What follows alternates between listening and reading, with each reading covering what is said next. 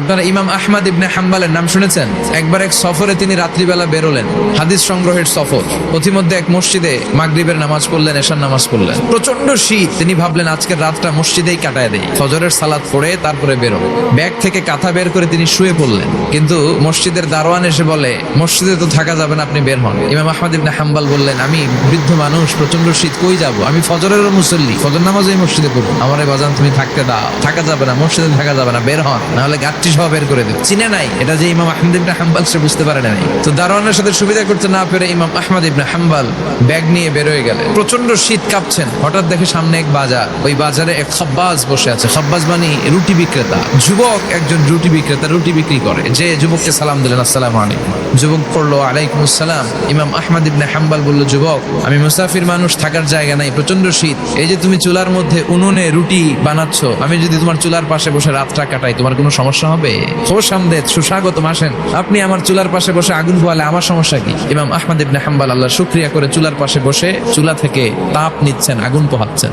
আর তিনি দেখতে লাগলেন, যুবক আটা দিয়ে রুটি বানায় আর পরে আস্তাগফিরুল্লাহ, রুটির খামির বানায় আর পরে আস্তাগফিরুল্লাহ, গোল গোল করে খামির দিয়ে দলা বানিয়ে সাজিয়ে রাখে আর পরে আস্তাগফিরুল্লাহ। ক্রেতা আসলে ক্রেতাকে রুটি দেয় আর পরে ক্রেতার হাত থেকে টাকা নিয়ে ক্যাশ বক্সে রাখে আর কি পড়ে?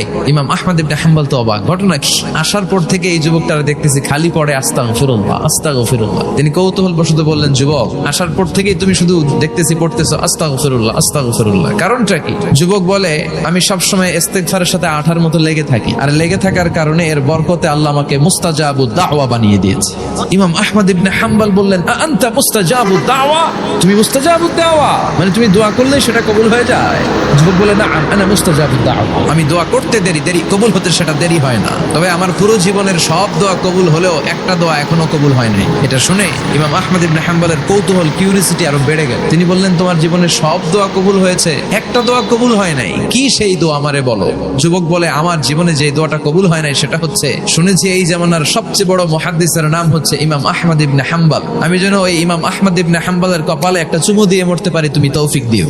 ইমাম আহমদ ইবনে হাম্বল নিজেকে আর ধরে রাখতে পারলেন না, চোখের পানি ছেড়ে দিলেন। যুবককে জড়িয়ে ধরলেন আর বললেন, ইয়া শাফ, আহমদ ইবনে হাম্বলের কপালে চুমু দেওয়ার জন্য আহমদ ইবনে হাম্বলের দরবারে তোমার যাওয়ার দরকার নাই, আহমদ ইবনে হাম্বল নিজেই তোমার দরবারে ছুটে এসেছে। আনাল আহমদ ইবনে হাম্বল, আমি নিজেই আহমদ ইবনে হাম্বল। চিল্লায়ে পড়েন আল্লাহু আকবার। যুবকটি চিৎকার মেরে সাইয়েদনা আহমদ ইবনে হাম্বলকে জড়িয়ে ধরল।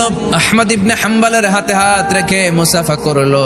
আহমদ ইবনে হাম্বলের কপালে একটা চুমু এঁকে দিল আর বলল, ইয়া আহমদ ইবনে হাম্বল, এই ইস্তিগফারের কারণে আমার জীবনের সব দোয়াই কবুল হয়ে গিয়েছে।